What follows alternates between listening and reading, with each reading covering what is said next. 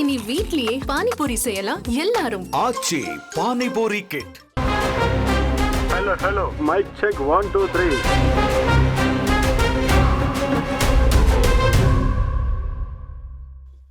காஷ்மீரில் நடந்துள்ள கொடூரம் பெரும் அதிர்ச்சி அளிக்கிறது.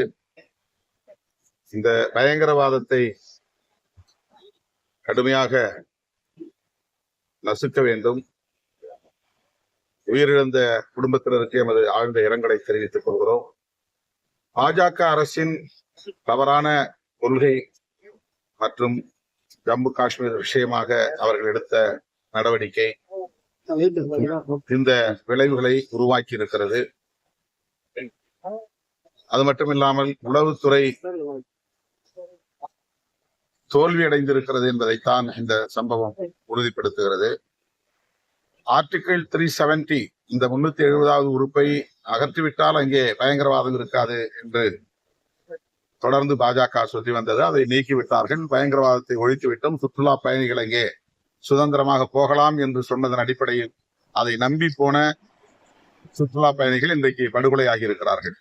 எனவே இதற்கு அமித்ஷா பொறுப்பேற்று உடனடியாக பதவி விலக வேண்டும் என்று விடுதலை சிறுத்தைகள் கட்சி வலியுறுத்துகிறது.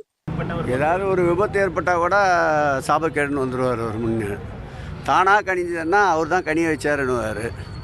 மரத்தில் காயாக இருந்ததுன்னா அது காரணம் ஆட்சி தான் அணுவார். அவர் பேச்செல்லாம் ஒரு பேச்சு நிறுத்து. மின்தடை என்பது இயற்கையான ஒன்று.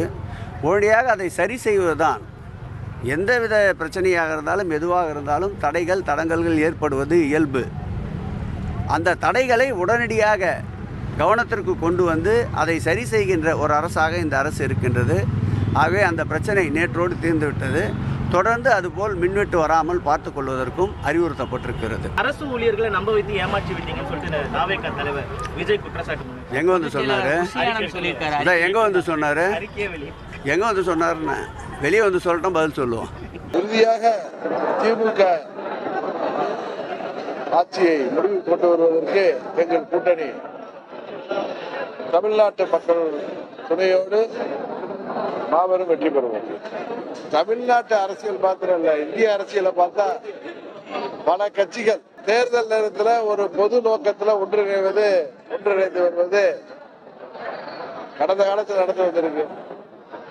திமுக ஆட்சியை கலைத்ததே 76 காங்கிரஸ்.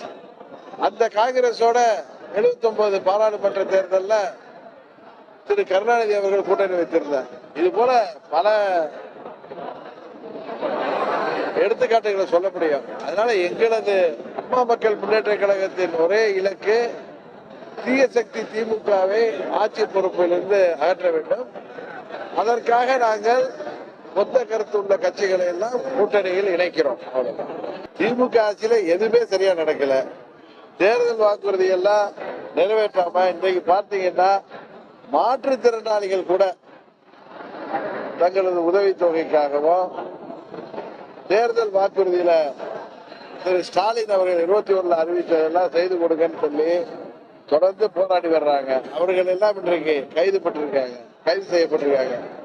இது போல அனைத்து தரப்பு மக்களுக்கும் அவர்களுக்கு தேர்தல் நேரத்தில் சொன்ன வாக்குறுதிகளை நிறைவேற்றாத இந்த மக்கள் விரோத ஆட்சியில திமுக ஆட்சியில எதுதான் சரியா நடக்கும் நம்புறீங்க நீங்க? இந்த ஆட்சிக்கு முடிவுக்கு வந்தால்தான் இதுக்கெல்லாம் விடிவு வரும். Hello mic check 1 2 3.